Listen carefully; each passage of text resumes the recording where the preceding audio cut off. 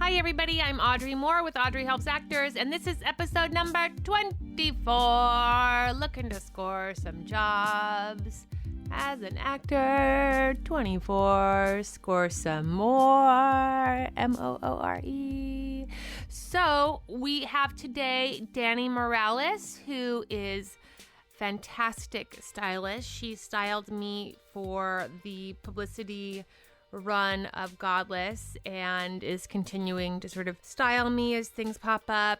And we talk about what you guys need to know. Who needs a stylist? Why do you need a stylist? What's a stylist about?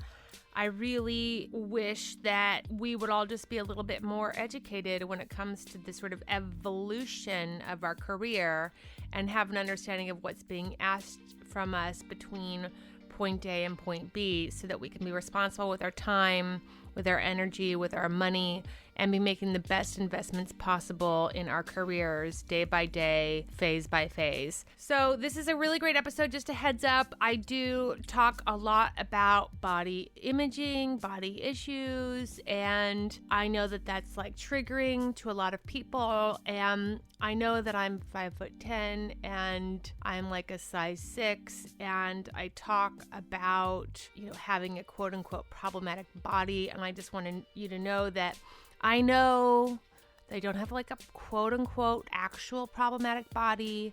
I just want to sort of forewarn you, just so you know, I have lots of self-awareness when it comes to my body. But if you are a person who listens to this and you hear me talk about my body type and it makes you angry, sorry.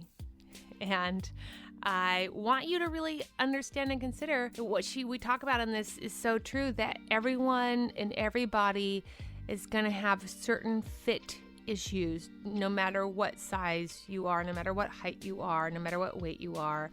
And we really get into looking your best. And I just want to say that this whole evolution for me has really been pretty life-changing, legitimately. I know so many of us as actors are really hard on ourselves when it comes to our body types. And I just learned that it isn't me. And that's been really so, just beautiful. It's been so beautiful. So enjoy. Dani is hilarious and so great. We met in an acting class, you guys. This is what I'm telling you about working the level that you're at. We were in acting class together, and then she decided to become a stylist, and she's fantastic. Just a reminder, this is part of my New York trip. Dani is bi-coastal, but she does spend a lot of her time in New York, so we recorded this on the day of my premiere in New York City.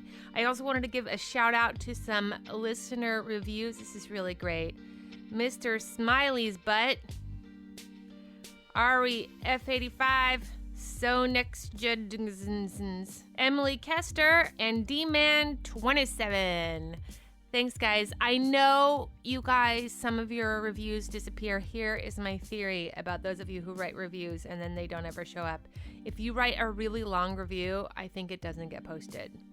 So shorter, sweeter, and more fabulous is maybe the way to go. But thanks for the thought.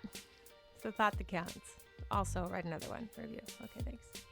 So enjoy. I hope that you are on your way to an audition and that you look fabulous. I bet you do. Audrey helps actors because they don't know anything. Hi, everybody. I'm Audrey Moore with Audrey Helps Actors, and today we have... I'm Dani Morales. I'm a stylist. And we are going to discuss styling. Yeah, dressing yourself. Dressing yourself. Well, having a stylist help you dress yourself. Dress yourself. So Dani and we actually met in acting class like so many years ago. I was just realizing that it was almost 10 years ago. And No! I had a breakdown. I bet. It's breakdown worthy, right? Yeah, it is. Oh no. I know. And so, it's just for the record, Dani was a fantastic actress, and you decided to go into styling. I did. And so you went to where? what happened? I was living in LA. Yeah. And I did a little bit of the Fashion Institute of Design and Merchandising, FIDM, in LA. And then I went to Seattle, which is where I'm from. I worked for Nordstrom for a bit. And then I moved to Las Vegas for a year where I finished school there at a little fashion school that actually went out of business. So it's not there anymore. Exactly. I had a little boutique with the girlfriends of mine, which was super fun. Right. And then after a year and a half in Vegas, I was like, okay, I'm probably not going to live here forever. And I just packed up my stuff and moved to Manhattan. Fantastic. And I've been here 5.5 years now. Yeah. When you moved to Manhattan, I remember being like, oh, I see. Like, I was so proud that you were like really going for the whole deal. Yeah. You know, I mean, it was kind of like, okay, well, let's do it. Yeah, absolutely. Well, I was really proud that it felt like you had found your real passion and calling. Totally. You know, because you were always a really great actress, but I did feel like you were sort of like, what am I, which happens a lot in LA. You're like, what am I doing? I'm just kind of fabulous. And, you know, like, and that was the fun part about it. Yeah. I enjoyed the part of that was going out, that was going to events. Yeah. That was a little bit more than I really enjoyed the, like, work of practicing lines or, you know, and that part of the industry kind of like embraced me. I felt like I had a lot of friends and I got invited to a lot of things. And so it was really, really great. But like, you know, you also want to like use your brain cells and use your creativity in a way that, and I felt like with acting, you know, I was like 25 and kind of in that in between, like where I couldn't really do high school anymore, but like couldn't really do we call it the casting gap. Yes, exactly. So, and I have a baby face, so it was just like it wasn't really work landing for me in a way that was like substantial. So I wanted to do something every day that was creative. Yeah. Well, this is definitely that. Yeah. I just want to say, you guys, you can't see right now. I'm going to take a picture of it, but Dani's hair is so fantastic. And do you want to tell them why your hair is so fantastic? Because my boyfriend is now working in finance. So we're kind of like the same in that way. Like, he was a hairstylist. He was like a really good hairstylist. And now wait for me so we can. Oh, it's so cute. Okay. He used to like travel to Europe and like do shows, and like so when we met, he was like, "Oh, I totally get what you do," because I feel like a lot of people are like, "You put clothes on?" Right. But because he was in that side of the industry also, that he knows already your game. Oh yeah, I totally get it. So I like showed up the other day, and she was like, "Oh, I just need you to do the back of my hair." I was like so confused. I was like, is your boyfriend going to straighten your hair? And she was like, yeah, it was the hairstylist. And I was like, Dani, you have the best boyfriend ever. And she's like, I know. So I have a couple of questions just to sort of like guide us through. Let me get to them. Amazing. How long have you been a stylist? About 5 years, you said? Yeah, I would say like, I mean, I kind of count it from the time that I started doing testing, which is when you work with an agency. So probably about 7 years. I started testing about 7 years ago. Great. And we've had a girl on here, Buckley, who does styling for like headshots and for like auditions. And her and I talked a little bit about the difference between what she does for that versus what you do. So do you want to talk really about sort of more what your game is as a stylist? My game is, like, I come from, like, the editorial side of things, so I work a lot freelance with magazines and with stuff, you know, so I'm really an expert in designers. Yes. I'm an expert in clothing. I spend my days obsessively pawing through, you know, everything's online now, but, you know, all of the shows, I research new designers. So, like, my idea and my purpose is to kind of take those, you know, wonderful special things that I find and, you know, implement them to the correct human being. And, you know, definitely having a stylist is like kind of taking your style, which, you know, is hopefully, you know, you dress like a normal person and just kind of turning that up a notch. Yeah. I think that's a great way to put it. Kind of getting, you know, like a piece of your personality. And a lot of the stuff is like stuff that you maybe can't find in stores. That's right. Because, you know, stores, put things in there so that people will buy them. And they're boring as fuck. I mean, it is what it is. People want to be safe, and the retail industry right now is like, so they're not really taking a lot of risks.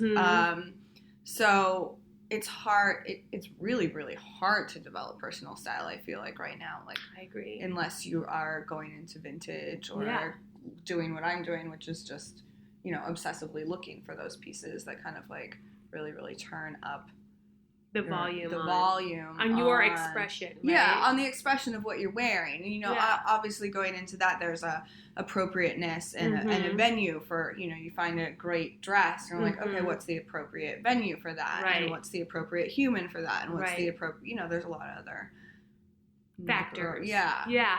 I mean, for me, just for clarity for the listeners, as far as what that really means to me is like, how Buckley was really instrumental for a lot of people is that she has done so many auditions.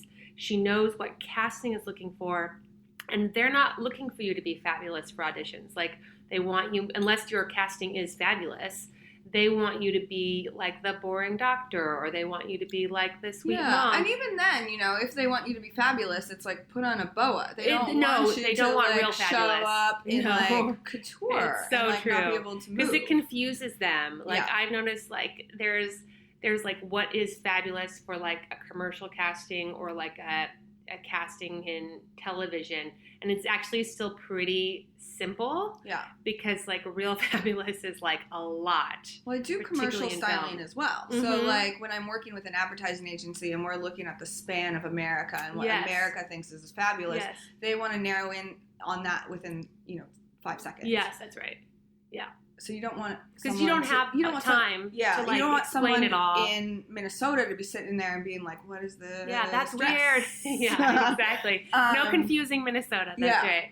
Yeah. So what you do really is more of for actors who are listening for, and how you are sort of service to them, and have you been of service to me, is really having a really in the moment encyclopedic knowledge of what is in style, who are those designers, where do you get those pieces, and then I've been so fascinated to learn from you about how something will look on carpet versus how something will look if we did an interview versus if we do pictures. Yeah. Because any of who's like playing with your phone as we do all day and taking like Instagram photos or doing video, like something may look really cute when you're frozen. Yeah. And then it is not as cute in the video. And then it is not as cute when you're like kind of moving awkwardly on a carpet, and then they make you think freeze. Of like case in point, like dangly earrings. Right. Which, are so great on a carpet. And you walk in and you're like, wow, her earrings. But like what's more distracting when you're sitting down to an interview with someone and I just watch those things, like a cat. I'm like, I'm the same way. Whoa. Right. Or like when we had talked about doing the Project Runway Afterbuzz, which is a podcast, right?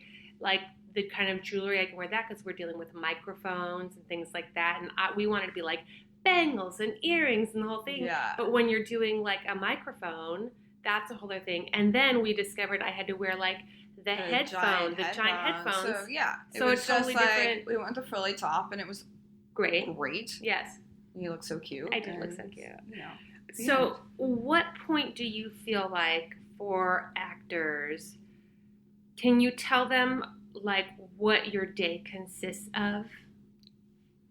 Generally running around screaming. Yeah. You're shopping all day, really. I'm shopping all day. And, in the morning it's email, it's contacting, I try to be in touch with the other side, the PR side as well, because, of course we want to take as many of these small designers or large designers or whatever and, place them in with the right people. So, I'm trying to source, and where I can't source, I shop and where I can't shop, I create. Yes.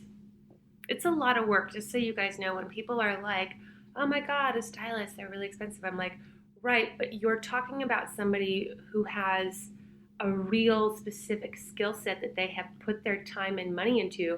And just like I want you guys to know, like I'm always telling you actors, like get paid money for the work that you do, because you've spent a lot of time working on your craft, and Dani, having done acting, she understands that there's a lot of time and energy put into the knowledge and practice of honing that skill. And people think like, oh, just get dressed.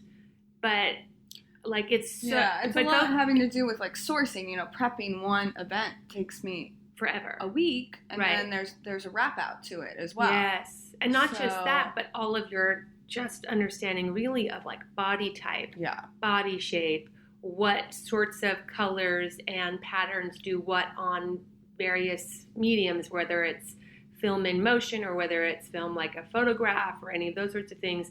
There's all this skill, just like for actors, you're going to approach your Chuck Lorre half-hour multicam audition differently than you are your Grey's Anatomy audition, different than you are going to do your Tarantino movie audition. Those are like three different worlds. And when you are trained as an actor, you have that information and skill. And when you're trained as a stylist, you also have that. Exactly. I'm able to, you know, thank God Audrey and I have known each other for so long. But we had she's in New York for a very short amount of time, and we had a fitting, and, you know, we had a fitting, and then she had to go do stuff that day. So I knew her body type. I knew what she liked. I was able to, we picked out things, I think 5 out of 6 worked. Perfect.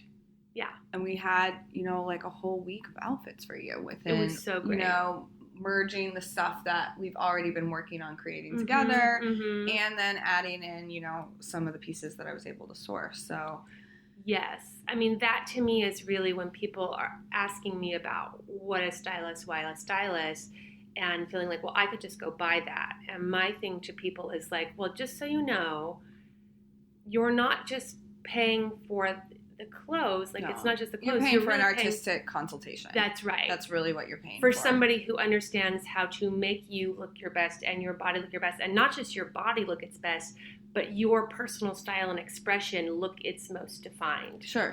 And I'm never trying to sell someone something. And I think, you know, when people think of stylists, they think of like, oh, I'm going into Neiman's and like this pushy lady is going to make me buy like a $700 scarf. And like, I'm really there for you. Like, I don't really care if you buy something at H&M or you buy something at Prada. Right. I just want it to like make you happy. Yes. And make you feel fabulous. Exactly. And like your best self. Yeah, right? Exactly. So I wanted to ask you, what makes a good stylist versus a bad stylist, in your opinion? Particularly for what we're talking about, which is like for actors, all those sorts of things. I think you want someone who is going to put a lot of time into you. And I think the word bad is like, it's like saying bad. How about less effective? Yeah, less effective is someone that just can't give you the time that you need. You know, like there are tons of stylists out there that are very successful and also very busy. So, you know, sometimes it's good to get someone's like assistant that can really, really just be there and like listen to you. And, you know, I feel like that for someone who, especially an actor, where it's really personal, and you want someone who's going to be able to look at you and work with you and really like kind of create something with you. And I would say particularly for actors, because, you know, actors are very sensitive people, and I really recommend for you guys to start, if the carpet life and if the publicity life is a life that is interesting to you. And I say to actors all the time, you don't have to do it. It is not a required thing. No. But if it's something that you feel for yourself personally that it's a good place for you to go and that you will work that well. And for me, I'm an extroverted person. I love talking to people. I love glamour. I love all those sorts of things. And it's for me another tool to help me and get more acting jobs, get more exposure. And so that for me has made a lot of sense for me. And so if it makes sense for you, I really recommend starting building relationships with a stylist early, because I feel where we've had such an advantage is, yes, we do know each other, but we've really been talking about my style off and on for the last couple years. Right? Yeah, for sure. Knowing Audrey that I would call just you. like call me up and be like, hey, what do you think about this? Yeah. And I'm like, well, you know. Yeah. And I think that's smart. And I would just say, if you are interested, maybe you have a friend who's really, really stylish. Yeah. And you can just, maybe that's not her career path yet. Maybe she's like me. Maybe she doesn't know that she's a stylist. Yeah. So just start like being or it could be a guy, whoever it is, right. Whoever. Just start picking their brain and be like, hey, what do you think? Mm-hmm. What do you think? And that's where it starts. And then there's other resources, if you're not really ready to bite the bullet, of course, you can always walk into a store. You're going to get pushed. So yes. I kind of I'm like, it is what it is. There's some apps. Yeah, there are some apps. That are okay. Yeah. There's one called Taylor where you can just text someone a picture and that might be good for a night out that you're doing or whatever, but if you're really looking for someone to source and that's where you need to hire a professional. Yeah.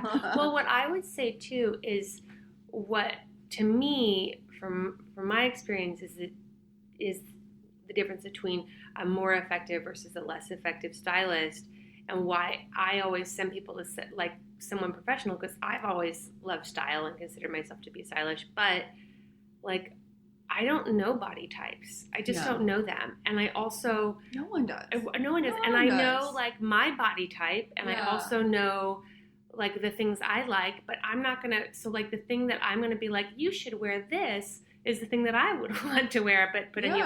And that to me is what a less effective stylist is. An effective stylist is somebody who understands your personality, your essence, and is helping have clothes on you to sort of, like you're saying, pump up the volume on that. So that's a clear product. Yeah.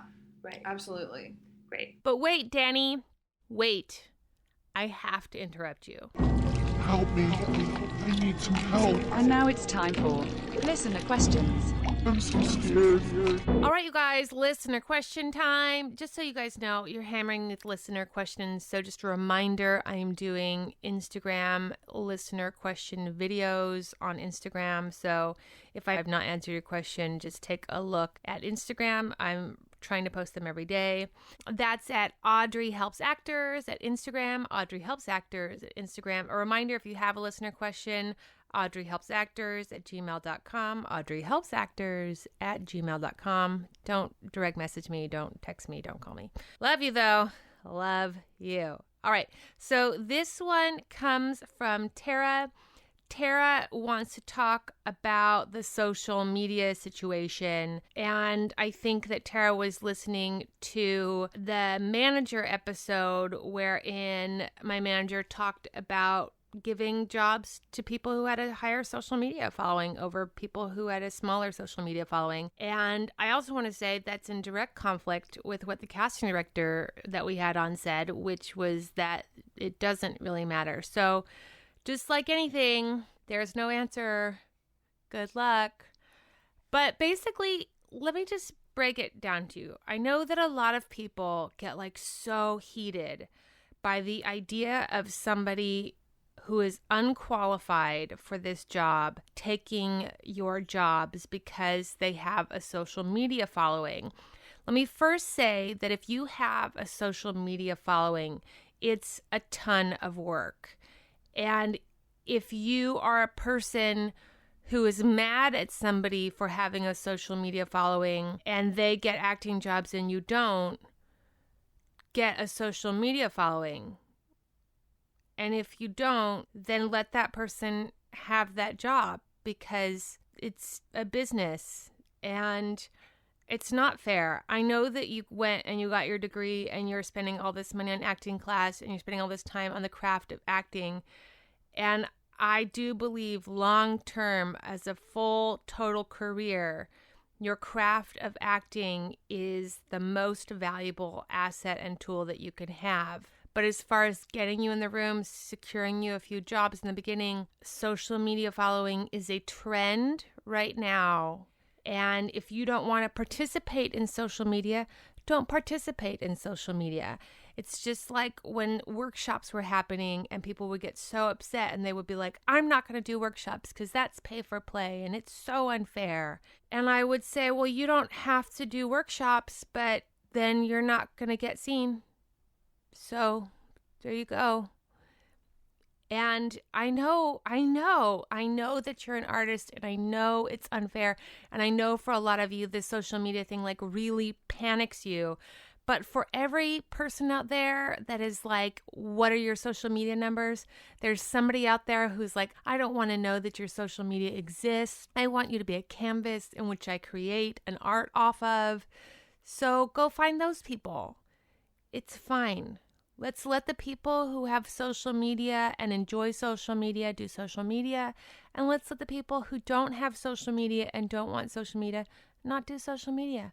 We can all exist in this beautiful career that is remarkably unfair and remarkably wonderful. You're welcome. And now back to your regularly scheduled program. When does an actor need a stylist, do you think? I mean, I definitely think it's worth consulting someone if you're sitting down for publications and press. And, you know, sometimes the photographer can, you know, help you with that. But I'm noticing more and more with actors that they just kind of send you guys to places and like, get your picture taken, which for me is like frightening. Yeah. But, you know, there isn't a lot of budget for those things these days. So hold on, we have a visitor. Also, like, you should get a stylist when you can afford a stylist. Yeah, that's right. Like, this isn't something, it's not like, it's a luxury item. Yes, it is. I'm not trying to, like, sell you something that I feel like everyone needs, because you don't need to look good all the time. Right. But, you know, if you'd like to, then hire a professional. And to me, it goes into, like, what you consider to be your branding. So for me, Dani and I talked about eventually Audrey would like to have clothing line, to have like a lifestyle line, like plates and curtains and shit like that at Macy's. You know, like, I love the creative process of all that. Yeah. So I wanted to sort of come out and start building that now so that I can be known and seen as somebody who has an understanding of color and print and style and shape. Absolutely. But that's sort of a long-term goal that I have in addition to my love of acting. And so it was a valuable investment for me, not just because I want to like look fabulous, but because I have a marketing sort of plan. Yeah, and that's so exciting for me. And it's also like, you know, but there's also, maybe you have a weird body type. I mean, that's a horrible but it's true. But like, maybe, you know, not a usual body type. And, you know, if dressing yourself makes you want to throw yourself on the ground and cry, by all means, have someone there who's going to make you feel beautiful. I mean, I'm assuming that most of the women hire makeup artists. The makeup artists are amazing at making women feel beautiful, but like, feel beautiful head to toe. Like, it's okay. Spend the extra dollars. And, you know, go for it. And you can really find someone, no matter your body type, that can make you look amazing. I guarantee it. And I just so want to emphasize that part of what has actually been, like, the most magical for me in this whole experience is actually my relationship with my body has changed. Oh, yeah. Like, I've hated my body for as long as I can remember, like, my body shape and my body type. And, like, they have those questions of, like, do you feel like you look better with clothes on or clothes off? And I've always felt I looked better with clothes off. Like, I liked my body without clothes on. And it's been so interesting to see, working with you, working with Adela, creating these pieces, that, like, I don't have a body that's off the rack. I just don't have it. I'm tall, but I'm not, like, a size 0. And Audrey's doesn't even have, like, a great, I know she talks like, oh my God. No, but I do want to say that. Like, I'm not. There are things that we can source. Yeah. And there are things that we have to make better if we make them. That's right. And part of that really is just math. Like, I have a high waist, but it's very small. Yeah. And so if I'm wearing heels, from the floor to my actual high waist, like, I hold my pants up that we just made to somebody else, and it, like, literally goes to their neck. Oh, yeah. So that's an unusual thing, and I'm not going to find that off the rack without a lot of work. Most people have an unusual body type. I agree. And clothes are only, you know, they're mass produced. They're made the cheapest way possible. They're made in 5 sizes. Right. And, you know, they don't fit anyone. That's why you walk down the street and, like, 1 out of 3 people has clothes that fit. Crazy. Yeah. And part of the mass producing thing, too, is then it's very hard to, like, have a style that you feel like is unique in your own. No, I mean, that's what's hard. Like, if you do have a body type that's not, like, a 2 or a 4. Yeah.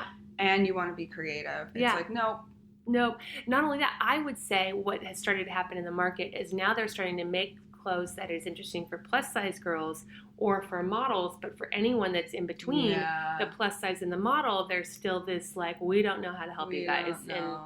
And I want to say too, like as I've gone shopping versus having like a pair of pants made, then I go and try on pants that aren't made but are like produced, and my first impulse, Dani, is like, oh, I have to lose weight. Yep.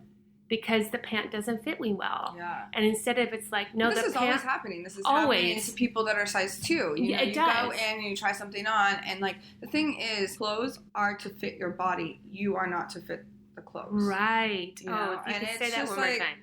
Clothes are to fit the body. You aren't supposed to fit the clothes. Right, You're not supposed to like change your body, you know, to fit clothes. To fit clothes. Because it really is math and shape and structure and all of that can make anybody's body and look also, exciting you know, like to them. before the 1970s, everyone got their clothes tailored. And yes. you just should. Yeah, and before 1990, everyone sewed. Yeah. Like all of our mothers were sewing. And so true. We just didn't get that luxury. And I asked my mom about that. And she said, I stopped sewing because my mom crocheted her wedding dress, sewed her bridesmaids' dresses, sewed every single costume I ever had. Like, and she's like, really is a master sewer. So why did you stop sewing? She said, when it became more expensive to sew the clothes than it did to buy them, we all stopped sewing. No, but it used to be you would spend more money on fabric and you would sew a few pieces. And that's why when you look at any house from like 1940, the closet is like 3 feet wide, and it's because they didn't have like a giant room full of clothes. Yeah. They had like a few things that were made for them that they wore all day, every day. And that's all you need. That's all you need, you guys. So, any tips out there for actors in general? Get your clothes altered. Yes. Can I just listen to me, you guys? Before you get a stylist, get your clothes altered. And that's actually what I did sort of on accident, not knowing that's what I was doing, but I was just going getting things tailored, and I was like, well, fuck, this looks great now. I mean, our friend that just walked in, I just bought her this fabulous dress, and I cut about a foot off of it, and now it's so cute. So cute. Other tips, throw out anything that has holes or stains, you know, these cotton things that you guys love to wear all the time, great. Especially in LA. Throw them away after a year. The cotton dresses, oh no. You're only spending $30 on it. Don't wear it more than a season. Yes. If it's worn out and you love it, get it remade. Yeah. It's really not. And can I tell you guys, the getting remade is actually really affordable. Oh, yeah. You take your favorite, but see, there's this idea that it's like $300. You take your favorite dress, go take it to a tailor, tell them to make you a pattern out of it, and then you can just then make that dress in any size, shape, or color that you want from now on. Yeah. Which the reason why you probably like it is because it fits your body correctly. Exactly. So you want to go and have that same shape made, and then they can do fun things like add a sleeve or shorten a sleeve or do a different color, do a different fabric, and that will give you a totally different dress, but in the same thing that frames your body really well. Right. Another thing was that, make sure, try to pay attention to classic style rather than trends. Yes. Especially in LA, I feel like trends are just, because the weather's nice. It's like, oh, I can wear this top for, if a trend doesn't look good on you, it's okay. Yes. Oh, can we really? I mean, for me, I love high-waisted pants, and they just haven't been in until recently. Yeah. But I'm just like, I'm going to do high-waisted pants for the rest of my life and fuck everybody else. Yeah. Right? Well, I want to ask this. So I call you. We decide to I was like, let's do this. And then what we did is we went through my wardrobe. Yes. And we assessed what I already owned. Yes. And then from assessing what I already owned, we decided on what I now needed to build on. Yeah, I created, and you can Google this, and everyone has their version of it, a capsule wardrobe. Uh-huh. And what a capsule wardrobe is, idealistically, is about 30 pieces and this should be all you need. And that includes shoes and bags and everything. I'm on top of being a stylist. I'm a huge advocate for minimalism. I've really, really like embraced how creative you can be with only having like 5 or 6 shirts and 5 or 6 pants. And, from the capsule wardrobe that Audrey and I have been able to create, she's now creating outfits on her own. Yes. And I'm like a proud mama. She's like, look at my pants that I put. And it should be easy. Yes. And you can kind of Google capsule wardrobe. If you want to email me. Yes, that's right. I can discuss you my program that we did together. That's great. And then from there, we started talking about looks for pictures, looks for carpet, and those sorts of things. And part of the difficulty that I just want you guys to know that we run into for my body and my type, which is going to be most people, well, I'd say half the actresses out there, is when you're pulling stuff is made for sizes. I mean, it's 2 to 4, really. Sometimes I can get someone a week or 2 in advance that's really, really into doing plus size, and designers are being more and more open to it. But basically, what happens is they send their line to a showroom or a PR agency, and they just give it out. So hoping that then stylists will come hoping in. that buyers will come in, and then they'll get money to mass produce it. So I think people get offended by, I can't get stuff for free, but it's like a lot of this stuff hasn't been produced yet, so they create one size for it. But yes. And I would say you were saying plus size or size 0 to 4, and that's what I'm saying is like as somebody who's neither, it's very hard. So, we kind of work with what we can get. Right. And then just be open to shopping and tailoring what we can. And for me, why I really recommend giving it some time is so then we sort of were discussing what we had and what we didn't have. And a lot of what I don't have are like pants and things like that fit me. Yeah. And so I had, and dresses that really fit me. And when I go into a wardrobe fitting for a show that I'm doing, and they always ask you, like, what do you wear? What's your story? Like, what about your body type? And I'm always like, nobody puts me in a dress. Pants are hard. I'm usually in a skirt and a shirt. And the reason is because the pants that are made don't fit my body because I'm so long. Yeah. And then the dresses that are made don't fit my body because where their waist hits is different than where my waist hits. Yeah. And so we had to sort of go and decide to start having some of that made. Yes. Right. And then from there, we then talked about looks for each event. So just so you guys know, the whirlwind and part of why you want to have a stylist is it's like I would get just kind of like you have the audition. So I would get a call at like 8 p.m. and it was like, you have a carpet tomorrow. Yeah. And so we had to have sort of things ready in tow to have. Yeah, and we're starting to have more and more looks planned out. Yes. So, we have 2 or 3 each event that comes up that you're like, what? Ready. And then we talk about what's appropriate for that, Right. And then we also, but there's another option of having an assistant who can do all of that for me if I wanted. Yeah. But even an assistant coming and pulling, the truth is a lot of that stuff just isn't going to fit me. Yeah. And then I want to just also talk about, then you have the option when you're working with a publicist that you can then rent something for an event from, say, DVF or something like that, or Bergdorf's or whatever. Most high-end retails are now working with stylists on like a rental, and you have to be a stylist to rent. You can't just be like, I'm an actress and I'm going to rent. Like they only rent to stylists. So maybe you want a fabulous top. You don't want to spend $1,200, but you're willing to spend something, and it's not like super cheap. No. It's like usually about around 30%. Right, which when you get into high-end stuff really adds up. Well, yeah, you're getting a $4,000 dress for, $400. And this is what most, television shows do and stuff. So we're able to source things faster and quicker and, more immediate because everything's now. And so just so you guys know, when you're paying for your stylist, you're paying for your stylist, and then separately, you're paying for the clothes. Yes. And there are occasions like this week when we've been able to pull some things, which has been really great. But pulling things is really kind of a variant on your body type and some the PR, whether they like you, unfortunately, or they don't, or know who you are, exactly. So it's a lot of It's a lot of like pretending, the fine line between give her this thing and trying too hard to ask for something because then they know that you're not actually famous and special, which I think was really funny. Yeah. Yeah, that's like a funny, weird line. And you never know. Yeah. Some people are really into it. So, and I get it. You don't really know the whole story behind it. Right. And so then we get dressed, we do all that. And part of what you guys have to know about the expense of it is we're really talking accessories. Oh, yeah. Undergarments, shapewear, shoes. Like, it really is head to toe. And that's far more expensive, obviously, for women than it is for men. Men will wear, like, the same suit every damn time, and nobody notices or cares. Except for, alterations. Yes, alterations are very expensive like for men. Men's actual stuff is a little bit more expensive, but, yeah, they do have to buy it. But then they wear it.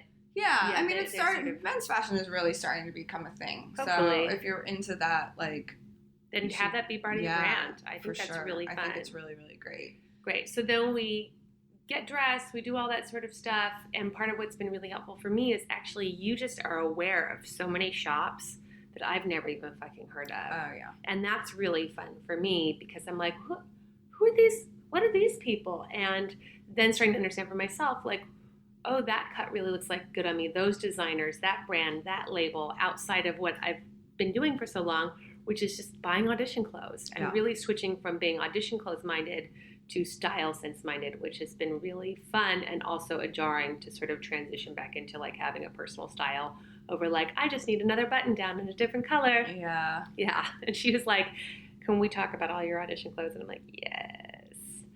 And then when you wrap, then you have to take all that stuff back. Oh, yeah. And in New York, I don't have a it's so it's like, it's you trekking. pick up 7 or 8 bags of clothes, and whether it's getting an assistant or a messenger or it's very, very time consuming. So it is. The more people are aware, and even in LA, those showrooms are so far apart. Right. I had an assistant out there, and I had her running, from Laurel Canyon to like Burbank, Burbank, downtown, downtown, and and that takes a whole day in your car, which is like no fun. Yeah. So, you just be aware that it's a huge process. It is, but it's also like you guys will see how amazing Audrey looks. I think.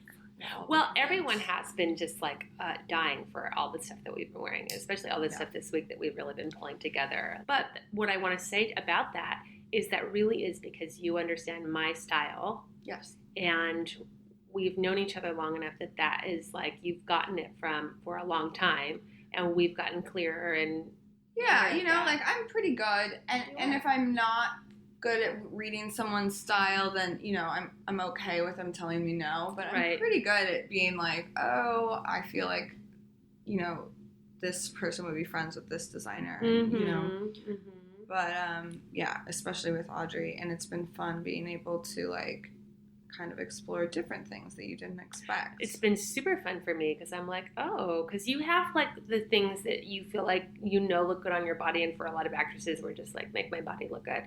And so that sort of has been my focus for so long, but that's because I've been sort of so body conscious because clothes don't fit me, and now like letting go of that and having like a sense of like, oh, well, that's something I would never have picked out. Like she put me in these like feathers, you guys, and I would never go feathers, even though I like love fabulous things.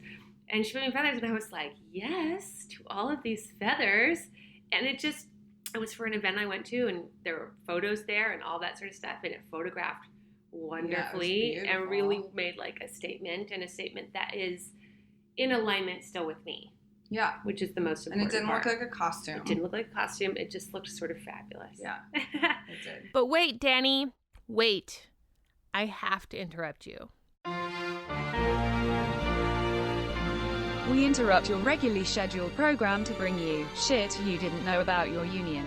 This is a SAG-AFTRA tip for those of you, again, who are doing commercials. I'm doing some commercial stuff just because I just went to the Commercials 101, Understand Your Contract thing. I'm going to go to a theatrical one also, but I just came from the commercials, so I wanted to give you guys like a little heads up. This is in regards to the number of spots you shoot. Okay, you guys ready? So if you show up to shoot for Target and they have you do 2 spots in one day, you get paid the day rate times 2. A lot of your agents don't know that. A lot of the commercial producers don't know that or say that they don't know that. But you, as an actor, are going to know that. So that means if you show up to Target and they're like, hey, mom, in the Target ad, you're going to do this one. And then also they hand you another copy and they're like, oh, we're also going to just maybe put this one in here too. And they like sneak it in. You get paid for 2 spots for that day. Now, if you shoot for 3 days and you do 2 spots, you get paid for the 3 days. So it's whichever one is greater, okay? So if you are shooting 4 spots over 3 days, you should get paid for 4 days of work. But if you're shooting 3 spots over 4 days, you should get paid for 4 days of work. Get it? Good luck. I know you guys. I know it's hard. Contracts are hard. Go to a contract learning meeting. They're at the SAG-AFTRA offices. They have them in New York. I think they have them in Chicago. They have them in LA. I'm sure they have them in Atlanta. They have contract meetings for theatrical and commercial, and they just blow through the contract in like an hour. And in that hour, you'll have your questions answered. And then after that, they take questions in the room. So if there's some question that you just like can't get an answer to, show up, ask your question, get a direct answer from the source. I did, and I have money coming my way. Yeehaw. And now back to your regularly scheduled program. So why styling? I love it. I'm obsessed with it. Yes. You know, like I really, even when I was acting, it was like, okay, I got this audition. Like, what am I gonna wear? Yes. Yeah, that's how I am. I love that part, but I like the dress up part of it. It always really informs me. Yeah. Very much. What is the best part about what you do? I think kind of merging people's dreams. So like you get like a really great designer and I put Audrey in this top, and then we ended up in a publication and getting, you know, a designer being like, oh my God, thank you so much. She looks amazing. I think that is the best part of it. I love that too. Like, because they're artists too. Yeah. And we're all just looking for like a little shout out for people to recognize all the work that we put into it. And I love, like, you've put in the time to figure out how to put that together, and then they put in the time to create it, and then I put in the time to be in a place where then somebody wants that on a picture. Yeah. And then all of us together have sort of like kind this of narrative and like push it, and that's kind of what all this PR stuff that seems so trivial and silly, you know, sometimes I'm like, wow, you know, this one designer that's been working so hard just wants her stuff to be seen. Yes. It's wonderful. And, you know, being able to take, you know, a fabulous actress and like bring it to life is like really, really, you know, it makes all this like pushy stuff kind of like, whew, it means something. Yes, it really does. It's the work getting out, which is what we're all in the game for anyway. Yes. Right? Yeah. What is the hardest part about being a stylist for you? The ups and downs can be sometimes hard. You know, I'm at a point right now where it's like, you know, do I hire someone?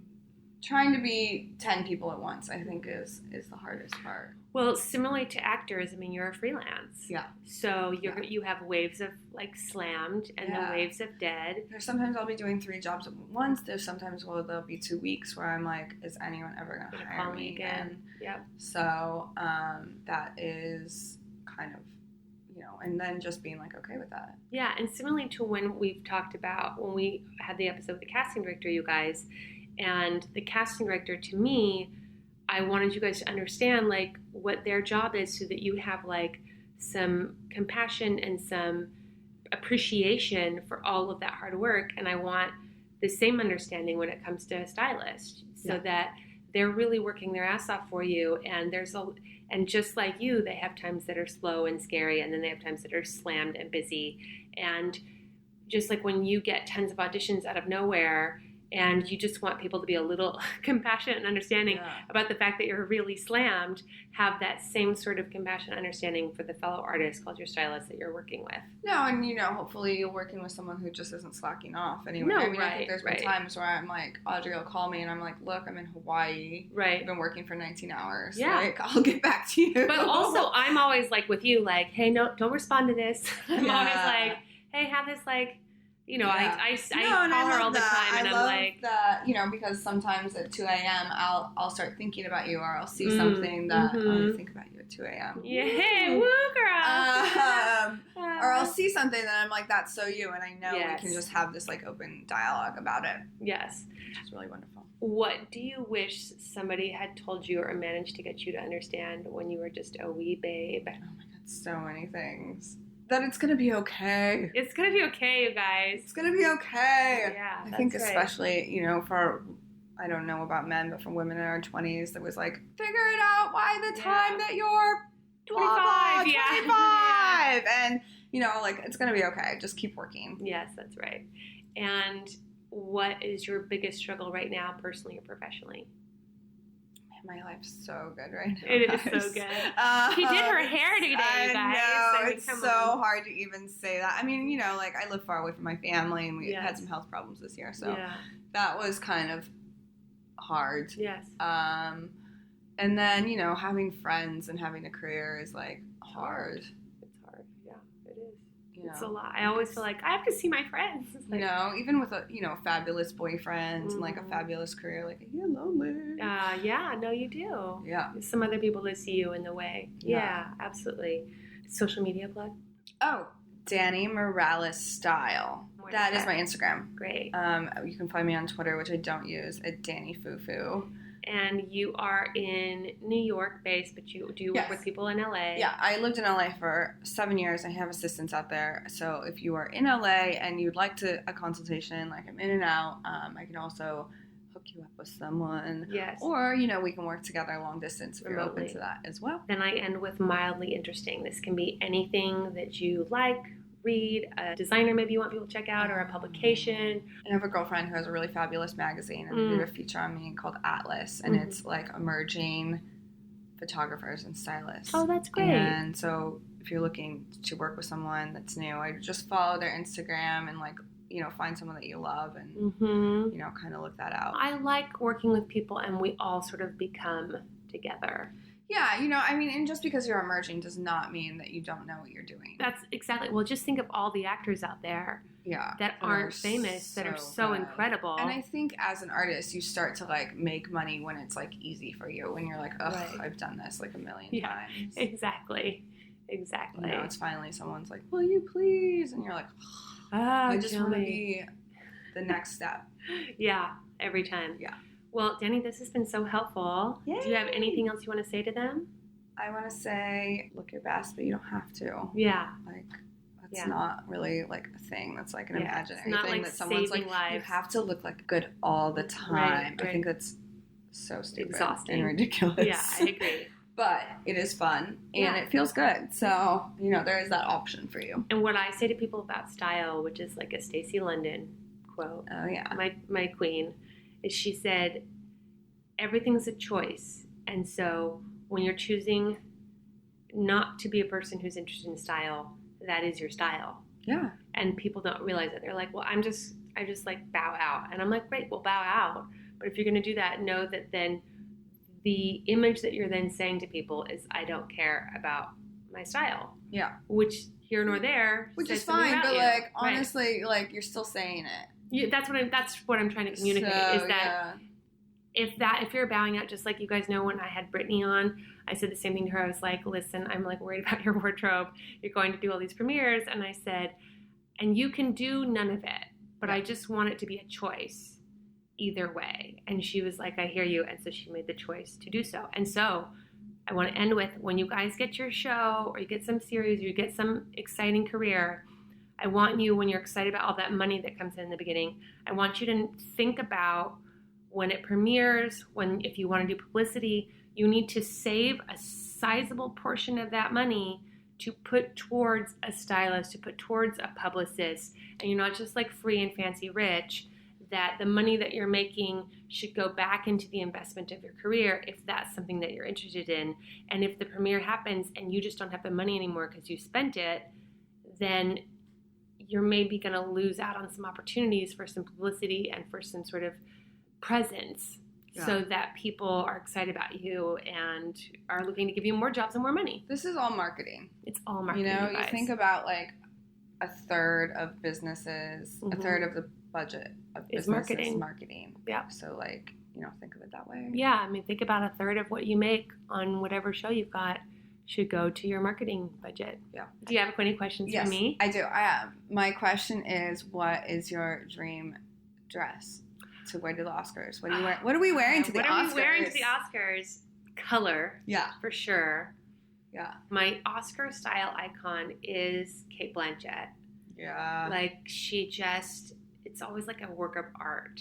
Is what her stuff is. Head to toe. Right? She is. And I always loved that. And I feel like what she does so well is it's always got like color and structure and then something else that's like really interesting. She turns up the volume. Right? But not in a way that doesn't make you not focus on her. And how lovely she is. No, and how talented she is and how that all comes together. So I feel like the colors that I've dreamed of are like an emerald green, a purple, or a red. Like I feel like those are sort of my Oscar gown colors. I can go into like a canary yellow for you. Yes, I love a canary yellow. Yep. Yeah, I love it when it's just like a little art piecey, Yeah. When it's like not just a dress, it's a little. And it is, you guys, when you're watching these silly, people are like, what is this carpet thing? It's like, okay, these are pieces of art. A lot of those dresses that are made, they're only made like once or twice. Yes. They're all handmade. Yes. Like it's like when you think of it that way, you can kind of like geek out on it a little bit. I totally geek out on it. Yeah, when I watch designers work, to me it's no different than watching a ballerina work on her craft and I love watching don't get that twisted with like stuff that you find in the mall. Right. No, don't get that twisted. right. When we're talking like the gown like that Zach Posen made for Claire Danes for the Met, the one that sparkled. Oh yeah. Right? Like that's a work of art. Yeah. And I was just like so happy and jealous for her. Yeah. So that's my dream. Yay, I'm so excited. Awesome. Next week on Audrey Helps Actors, we have Jeremy Radin coming at you guys. Jeremy Radin is a very talented actor, writer, poet, singer, performance artist. He's a man of many talents. And we are going to talk about his attitude problem. So if you have an attitude problem and you are one of the people who are like, I have all of the talent in the world, where are my jobs? This is the episode for you.